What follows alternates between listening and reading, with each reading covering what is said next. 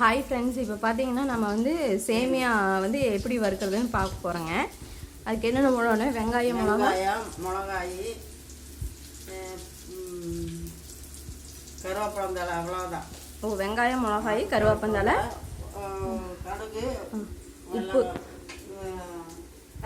கடலப்பருப்பு, உப்பு போட்டு தண்ணி ஊற்றணும். தண்ணி கொதிச்சதுக்கப்புறம் சேமியா போடணுமா?